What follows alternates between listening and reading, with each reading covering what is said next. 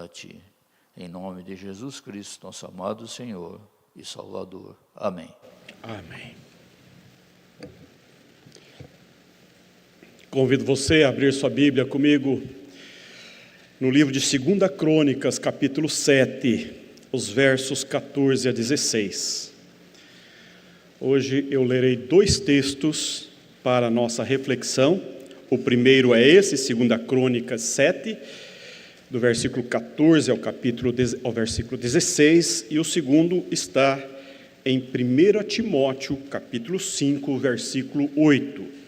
Então nós leremos primeiro 2 Crônicas, capítulo 7, os versos 14 a 16, e depois então 1 Timóteo 5, 8. Você pode aproveitar a projeção do texto, se assim o preferir, ou ler a tua palavra, que diz assim: se o meu povo, que se chama pelo meu nome, se humilhar e orar e me buscar e se converter dos seus maus caminhos, então eu ouvirei dos céus, perdoarei os seus pecados e sararei a sua terra. Estarão abertos os meus olhos e atentos os meus ouvidos à oração que se fizer neste lugar. Porque escolhi e santifiquei esta casa, para que nela esteja o meu nome perpetuamente. Nela estarão fixos os meus olhos e o meu coração todos os dias.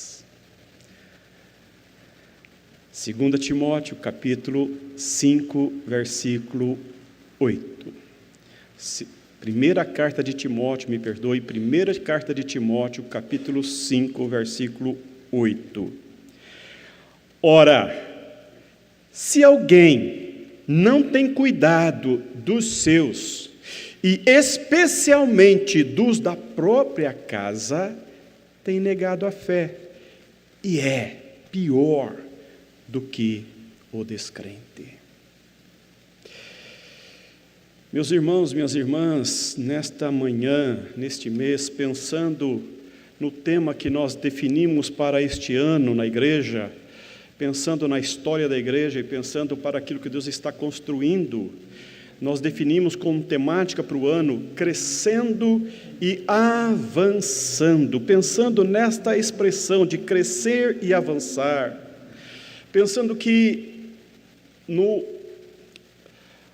mês de maio, o calendário presbiteriano define como o mês da família. Pensando nisto, pensando que nesse mês nós devemos dar um olhar atento, mais especial para a família. Pensando nesta campanha que o Conselho startou, de oração, uma família pela outra, com a temática Minha Família aos Pés da Cruz, pensando nisto, pensando que nós somos convidados a crescer e avançar, pensando que nós estamos comemorando, celebrando no mês de maio, os atos salvíficos de Deus em favor da família e considerando as nossas necessidades familiares diante de Deus. Eu olho para esse texto, especialmente quando eu olho para esta igreja, para a nossa igreja, que é considerada uma igreja de família de famílias. Assim nós nos definimos, porque a história desta igreja está construída, bem firmada por famílias. Há entre nós irmãos e irmãs que nos ensinaram e nos ensinam a exercer a fé, fortalecendo os vínculos familiares. Nós temos exemplos maiúsculos aqui na igreja sobre isso.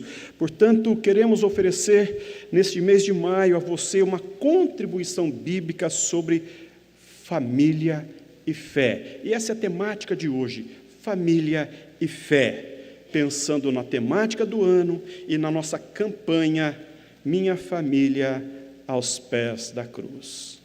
E quando nós falamos de fé, deixa-me dar uma definição pessoal de fé, e é com essa ideia que eu estou abordando aqui esta palavra nessa manhã. Fé enquanto confiança no amor de Deus. Isto para mim é fé. Fé enquanto confiança no amor que Deus tem por nós.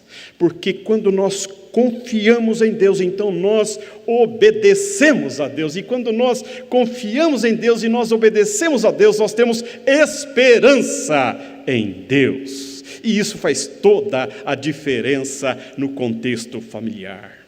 E a fé e a família são assuntos interrelacionados e fundamental na vida do crente. É impossível separar, dissociar a fé cristã da família. A fé cristã não é impessoal. Eu quero dizer para você nesta manhã algo precioso. Não foi Adão quem procurou uma esposa, foi Deus que lhe deu Eva.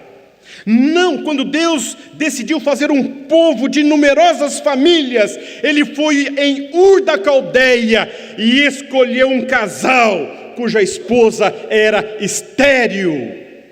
Quando Deus escolheu libertar o povo hebreu, Ele foi a uma família de Joquebede e ofereceu condições para que essa mãe cuidasse e protegesse o seu filho Moisés. Quando Deus agiu na história sacerdotal, Ele foi numa família disfuncional, na família de Eucana e do ventre seco de Ana, deu a Samuel, o filho abençoado. Quando Deus escolheu para si um rei, Ele foi na família de Jessé e escolheu para si a Davi como rei, quando nem mesmo o próprio pai considerava qualquer possibilidade. E quando, meu irmão, minha irmã, no Kairós de Deus, Ele enviou o nosso Redentor, Ele foi numa família embrionária e escolheu a Virgem Maria para o nascimento do nosso Salvador. Esta expressão bíblica nos fala o quanto Deus está envolvido com a família, o quanto Deus olha para a família, o quanto Deus está envolvido com os nossos processos, com as nossas lutas, com as nossas idiosincrasias, com as nossas dificuldades familiares. E Ele age, e Ele atua porque Ele é soberano Deus. Malaquias capítulo 4, versículo 2 a 6, Ele vai dizer: mas para vocês que temem o meu nome, nascerá o sol da justiça, trazendo salvação nas suas asas. E no versículo 6 ele complementa essa ideia: Ele converterá o coração dos pais aos filhos, e dos filhos aos pais, para que eu não venha e fira a terra com maldição. E Gálatas capítulo 4, versículo 4. Vindo, porém, a plenitude do tempo, Deus enviou seu Filho, nascido de mulher, nascido sob a lei, para resgatar os que estavam sob a lei, a fim de que recebêssemos a adoção de filhos. E porque vós sois filhos, enviou Deus ao nosso coração o Espírito de seu Filho, que clama: Abba, Pai. De sorte que já não és escravo, porém filho, e sendo filho, também herdeiro por Deus. E Efésios capítulo 2, versículo 19: assim vocês não são mais estrangeiros e peregrinos, mas concidadãos dos santos, e sois da família de Deus. Fé e família. Família e fé. Deus usa elementos da família, Deus usa a linguagem familiar para se revelar, para revelar o seu caráter, para revelar o seu desejo, o seu apego, o seu amor, a sua graça e o seu poder na vida do seu povo, a que Ele trata de filhos. E é interessante que, ao falar de amor, o Senhor cita a mãe. Veja lá Isaías 49, versículo 15. Acaso pode uma mulher esquecer-se do filho que ainda mama, de sorte que não se compadeça do filho do seu ventre? Veja que coisa extraordinária. Mas ainda que esta viesse a se esquecer dele, eu, todavia, não me esquecerei de ti, diz o Senhor dos Exércitos. Meu irmão, minha irmã, a intensidade do amor de mãe é a marca mais impregnável na vida do ser humano. E mesmo quando a mãe não acolhe no coração seu filho, ele está no coração e nos braços de Deus. Esta é a expressão de Deus acerca de nós. E quando ele vai citar a figura do pai, lá em Mateus capítulo 7, versículos de 9 a 11, ele vai assim se expressar, Jesus: quem de vocês, se o filho pedir pão, lhe dará uma pedra? Ou se lhe pedir um peixe, lhe dará uma cobra? Ou se vocês que são maus, sabem dar coisas boas aos seus filhos, quanto mais o Pai de vocês que está nos céus, dará coisas boas aos que lhe pedirem. Eu vou parar de ler aqui porque tem muita coisa, mas eu quero avançar com o meu sermão, porque eu quero nessa manhã falar para você que o exercício da fé cristã está implicitamente ligado ao contexto familiar na revelação bíblica. Se você quer ver coisas extraordinárias acontecer na sua vida, na sua história, considere a sua família, considere os atos de Deus na sua família. Se você quer ver Deus agir na sua família, na vida do cônjuge, na vida dos filhos, na vida dos pais, na vida dos irmãos, considere a ação de Deus na sua própria história, porque é pela fé que nós avançamos. Deus é Deus de famílias, a mão de Deus está sobre a família, o poder de Deus, o cuidado de Deus, o amor de Deus, a graça maravilhosa de Cristo está sendo dispensada sobre a sua família. Por isso que em Crônicas Deus vai responder a oração do rei, dizendo: se o meu povo, que se chama pelo meu nome. Deus está dizendo ao rei Salomão, quando ele está dedicando o templo, ele vai dizer: olha, este povo é meu, este povo que hoje me entrega esta casa construída através do trabalho de Salomão, é meu porque eu lhe dei dignidade e lhe emprestei o meu nome.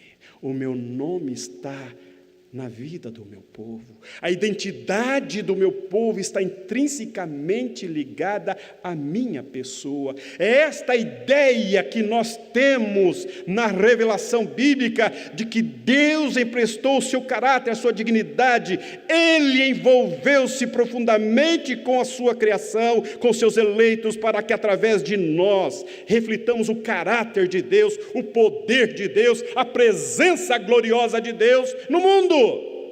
E esta é a expressão de Deus, quando Ele responde à oração de Salomão. Ele vai dizer: este povo que se chama pelo meu nome, se orar, olha lá, se humilhar e orar e me buscar e se converter dos seus maus caminhos, então eu ouvirei dos céus, perdoarei os seus pecados e sararei a sua terra. Meu irmão, minha irmã, nesta manhã, deixa-me dizer uma coisa bem clara para você, isto que eu já tenho repetido diversas vezes aqui na igreja: você não pertence ao mundo, você pertence a Deus. A sua família não é do mundo, a sua família é de Deus. Os seus filhos não pertencem ao mundo, os seus filhos são de Deus, são de Deus. Eles não estão à mercê desses processos que estão se desmanchando na cultura. Eles não estão dependendo dos valores e dos desvalores da cultura. Eles não estão nas mãos dos seus professores, eles não estão nas mãos dos seus amigos, dos seus influentes, eles não estão nas mãos das mídias, eles estão e sempre estarão nas mãos do eterno poderoso Deus. E é nesta condição que nós queremos marchar e queremos caminhar. E esta igreja tem pregado há mais de 80 anos, 90 anos, proclamado a presença gloriosa de Deus na história familiar. E nessa manhã em que nós estamos prestes a celebrar a ceia do Senhor, eu quero dizer para você que Deus convoca você a considerar, a olhar com cuidado e atenção a prática da sua fé no contexto familiar, na ambiência familiar, considerando aqueles que Deus lhe confiou, aqueles que Deus lhe deu. Eu quero ser breve nessa manhã, porque o outro texto que eu quero considerar com você é o que está lá na primeira carta de Timóteo, Paulo dando diversas orientações a Timóteo acerca dos cuidados que se deve ter com os familiares. Ele vai falar das viúvas, ele vai falar dos doentes, dos enfermos, mas ele encerra essa ideia olhando para o versículo 8, dizendo: ora, se alguém não tem cuidado dos seus, e especialmente dos da própria casa, tem negado a fé, e é pior do que o descrente. Eu quero dizer para você que uma das grandes tragédias da família hoje, que está sendo solapada pela cultura, não é outra coisa senão a sua incredulidade, a sua incapacidade de crer no amor poderoso de Deus, de confiar no Deus que ama incondicionalmente. Fé enquanto confiança que espera, que aguarda, que se coloca humildemente, submete a Deus, aos processos de Deus na vida. Aqueles que corajosamente não avançam contra o cônjuge, não conspiram contra os pais, não propalam palavras ofensivas à família, mas considera e se coloca humildemente sob a palavra de Deus, e então caminha pela palavra de Deus. Essa é a grande tragédia hoje de uma cultura que abandonou Deus, que tirou Deus do seu dia a dia. Nós estamos vivendo um tempo em que o humanismo assume o comando das decisões e dos processos, e quando a família coloca a si própria ou a sua própria pessoa como centro gravitacional da família, eu quero dizer para você que os grandes problemas estão aí, quando nós perdemos de vista esta relação íntima do Deus Criador com a nossa própria história, com esse amor de Deus que emprestou o seu nome a nós. Paulo está dizendo para que os cristãos cuidem uns dos outros na família, para que os cristãos sejam atentos, cuidadosos, ciosos com os que são de casa, com os que são seus, para que não sejam desavisados, para que não sejam deixados de lado no atendimento às necessidades familiares. A família é a primeira realidade, é a primeira necessidade que precisa ser atendida, depois as outras coisas. O humanismo cega e traz uma cegueira espiritual. Por isso que há tanto sentimento.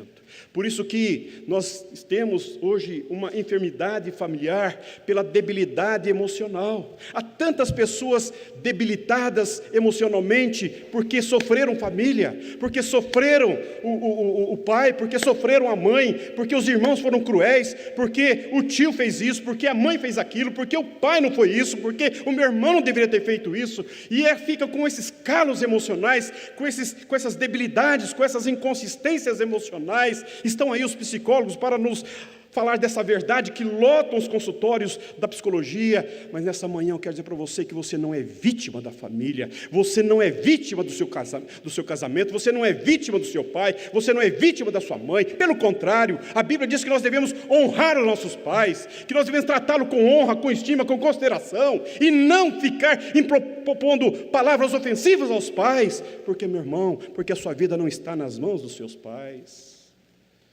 Vamos raciocinar um pouco. Se Deus é soberano, você não escolheu a sua família, foi Deus que colocou você nessa família. Se Deus é soberano, foi Ele que deu você aos seus pais, não foi seus pais que escolheram a você, foi Deus que colocou você nessa família. Considere, pense um pouco. E se você é gestado, forjado pelas mãos habilidosas do Criador, do Deus que criou, do Deus que nasceu, que fez nascer, do Deus que fez nascer em Cristo Jesus, é porque as mãos habilidosas de Deus estão sobre você, sobre a sua família, sobre o seu lar, sobre os seus filhos, porque tudo vem de Deus. Por que esse vitimismo? Por que ficar chorando, resmungando, amargurando? Passa uma vida toda resmungando, o mal feito, o maltrato, a ausência, o exagero. Meu irmão, minha irmã, vivemos um tempo de muita gente chorando como criança, já com 40, 50 anos, chorando porque a mãe não fez isso, porque o pai fez aquilo, porque ocorreu isso na minha história, porque na minha família... Pense um pouco se é razoável nós considerarmos os nossos problemas familiares como insuperáveis. Filhos que hoje não estão conseguindo lidar bem com os pais que estão envelhecendo. Não é, doutora? Os pais estão envelhecendo. E os filhos não sabem o que fazer com os pais que envelhecem saudavelmente, com muita disposição, querendo tomar decisões. E os filhos já estão cansados. Minha mãe dura. É isso. É isso.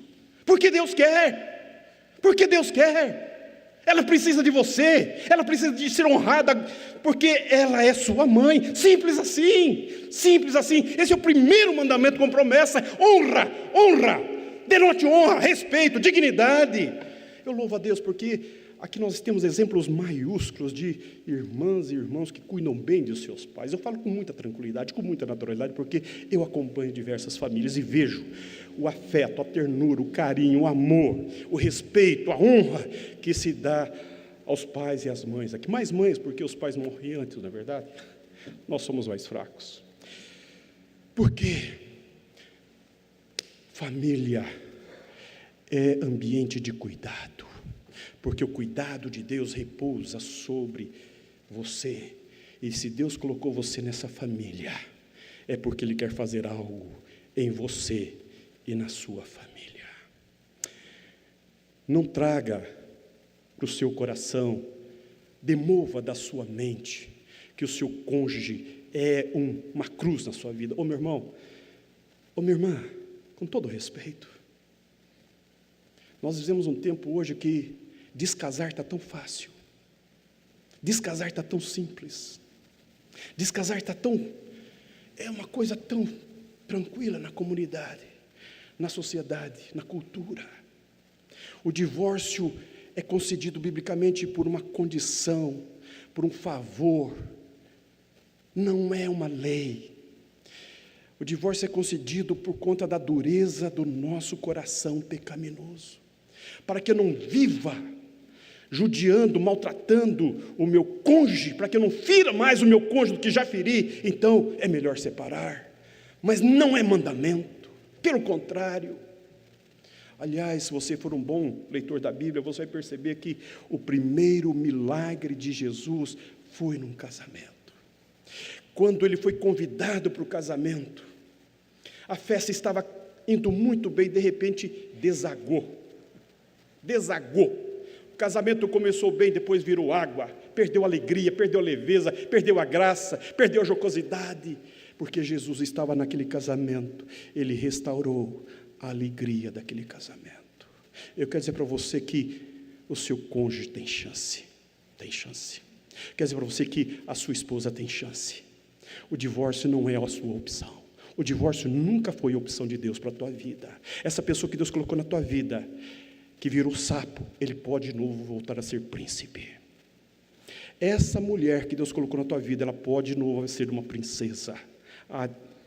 A questão não está com ela, está com você. É a sua fé. É a fé, é como você dá respostas aos desafios do seu casamento, é como você responde aos desafios de Deus na tua história, é o quanto você quer amadurecer, o quanto você quer crescer, o quanto você quer ser bênção de Deus e ser abençoado por Deus na sua vida conjugal, tornar o seu casamento algo viável, algo prazeroso, algo que te faça sentido, funcional para você e para os seus filhos. Depende da condição que você tem diante de Deus. Não tem a ver com o seu cônjuge, tem a ver com você. Casamento é bênção de Deus, não é castigo, não é imposição, é poder de Deus. Foi Deus que providenciou Eva para Adão. Meu irmão, pensa um pouco sobre essas coisas. Vivemos hoje um tempo em que filhos determinam as coisas dentro de casa. Os filhos impõem vontades aos pais.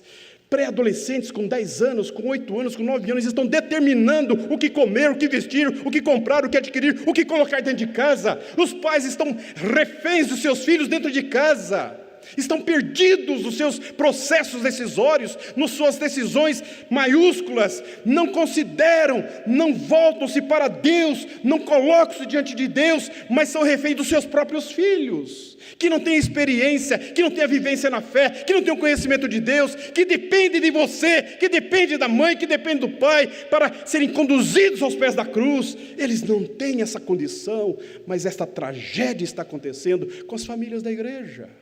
Adolescentes determinando para os pais como que vai ser dentro de casa. Meu irmão, minha irmã, quando nós falamos minha família aos pés da cruz, eu estou dizendo sobre isso, sobre essas necessidades latentes dentro de casa. E a grande tragédia nossa, sabe qual é? É que nós gostamos de orar por aqueles que sofrem lá em Porto Alegre, lá no Rio Grande do Sul. Oramos e estamos orando por eles. Oramos pelos nossos missionários, oramos pelos que ainda não conheceram o Evangelho, oramos pelos que perderam, mas nós não oramos pela família, nós não oramos pelos nossos filhos, nós não nos quebramos, não nos debruçamos, não nos ajoelhamos diante de Deus por nós, pela nossa casa, pelos nossos filhos. Conversão, transformação, renovação, perdão, conciliação, reconciliação, essas coisas duras e difíceis de acontecer dentro de casa, nós achamos que nunca vai acontecer. E nessa manhã eu quero dizer para você: coloque sua família aos pés da cruz, venha orar conosco, traga sua família, na quarta-feira, na segunda-feira, aqui com a reunião da SAF, às 2:30 da tarde, na quarta-feira, às 7 da manhã com os homens, na quarta-feira à noite, 20 horas, na oração pela família, nos domingos. Nós estamos no mês de maio considerando o poder maravilhoso do Deus que nos criou, a sua imagem, a sua semelhança, que em Cristo nos inseriu na sua família, na família de Deus, para que busquemos uma relação profunda com Deus pela fé, por essa confiança no amor de Deus, de que Ele conhece os seus dramas, que Ele conhece suas lutas, que Ele conhece os seus desafios profissionais, das suas inquietações e perturbações quanto ao futuro, com relação aos seus filhos ou não ter filhos. Deus tem tudo sobre si. Meu irmão, minha irmã, a questão é essa. A questão, eu oro por você como pastor, porque o desafio maior é vivenciar a nossa identidade cristã na intimidade do lar. Ouço muitas orações lindas na igreja aqui, pela família dos outros, mas eu espero que essas orações lindas pelos outros sejam também tão belas dentro de casa. Que seu filho ouça essa oração que sai do coração da mãe, que ele escute o coração da mãe numa oração por ele, uma oração amorosa, uma oração de abraço, de acolhimento, de aconchego, que na luta, no desafio, nas dificuldades do filho, ele sinta esse abraço caloroso, amoroso da mãe, e impondo as mãos e orando por ele, orando por ela. Que o seu marido, que a sua esposa perceba essa fé, esse desejo, esse anseio do teu peito, do teu coração, de ver coisas novas acontecendo na vida do marido, na vida da esposa, na vida do pai, na vida da mãe. Essa prática precisa acontecer dentro de casa, diariamente, de modo tão simples e singelo, prática, que muitas vezes fazemos de modo tão bonito na igreja, mas não praticamos em casa. E aí ficamos amargurando relações familiares horrorosas, trágicas, distanciadas no coração. Deus está dizendo para Salomão: Salomão, muito bonito o templo é realmente algo suntuoso, mas se o meu povo não se humilhar e não orar, e não me buscar, e não se converter dos seus maus caminhos, então eu não os ouvirei. Essa é a condição, meu irmão. Família é obra de Deus, é uma construção diária, é um desafio diário. Família é essa ambiência que Deus preparou para que Ele tratasse o nosso caráter, tratasse a nossa personalidade, para que nós vivenciássemos os valores da fé, do amor, do perdão, da reconciliação. Podemos até nos escoiciar durante o dia, mas à noite vamos sentar-nos à mesa juntos e vamos dormir talvez até no mesmo quarto, e então é preciso ter reconciliação, olhar perdoador, amoroso. Se não for isso, meu irmão, que família é essa que nós estamos construindo, dizendo-nos cristãos? A igreja é reflexo disto. Muitas vítimas, muitas pessoas muito sensíveis emocionalmente, cheias de gatilhos emocionais, cheias de não me toque, não me rele, porque falta uma profundidade, numa busca profunda de curar os seus traumas, as suas dores familiares, no altar, na cruz de Cristo. Precisa de gente séria, gente honrada, gente decente, gente que leva Deus a sério, que de fato construa uma vida para a glória de Deus. Eu fico olhando quando Sara recebe o anjo, e ela começa a dar risada. Não está no texto, mas está na minha mente. Ela vai falar dele, né? Fala sério. Fala sério. Está lá o filho de Abraão, está lá já. O Ismael está lá. De mim? Eu fico pensando quando o povo de Hebreu chora a Deus para tirá-los dessas amarras do Egito. E então Joquebede é visitada e ela fala: esse filho é meu, esse filho é meu, esse filho é de Deus, Deus me deu, eu vou cuidar, eu vou proteger, eu vou fazer o meu melhor. O diabo não vai tirá-lo de mim, não. Ele é meu, o Senhor me deu, eu vou protegê-lo. Pense um pouco sobre isso. E quando Davi, fico pensando nos pais, Jessé, depois que Samuel sai, ele fica olhando para os mais velhos com cara de tonto, né? Fala: pense só esse infeliz desse garoto, esse menino, um bobão. Isso, um bobão. Deus não vê como o homem vê. Você não é vítima das circunstâncias familiares. Você é alvo do amor poderoso e soberano de Deus na tua vida. A família forja você, a família elabora você, a família trata você, a família reflete o cuidado de Deus na tua vida, na tua história. Você não é vítima da família, você é alvo do amor de Deus para tratar a sua própria família. Pense então em José. Pense em José. Se José fosse contar a sua história de outro jeito, ele falou: olha, os meus irmãos, vou te contar que família Deus me deu. Oh, irmãozinho ruim que eu dei. Mas ele vai falar no final da vida: o que vocês intentaram de mal, Deus tornou em bem, como se vê hoje. Oh, meu irmão, coloque a graça de Deus na tua história. Pare de ficar resmungando da sua família, pare de falar mal da sua família, libere no seu coração as amarras, perdoe, desfrute de uma graça maravilhosa de Deus, cuide da sua família, ame a sua família, envolva-se profundamente com a sua família, porque é bem precioso que Deus te deu. E é por isso que nesse mês de maio eu quero convidar você, meu irmão, você que tem aí seus dramas familiares, suas lutas familiares, os seus anseios para a sua família, os desejos que estão aí entalados na alma, que você tem derramado diante de Deus, venha orar conosco. conosco, venha orar conosco, venha orar com as irmãs da SAF, venha orar com o PH, venha orar na quarta-feira à noite, nós temos um tempo especial só de oração pela família, venha corajosamente, animadamente, cheio de fé e esperança, confiante na bondosa mão de Deus, que tem essa linda promessa, dizendo para nós, em 2 Crônicas, capítulo 7, por favor, meu irmão, bota o texto lá. Olha o que ele vai dizer: então eu ouvirei dos céus, perdoarei os seus pecados e sararei a sua terra. A sequência do versículo, olha lá: estarão abertos os meus olhos e atentos os meus ouvidos à oração que se fizer neste lugar.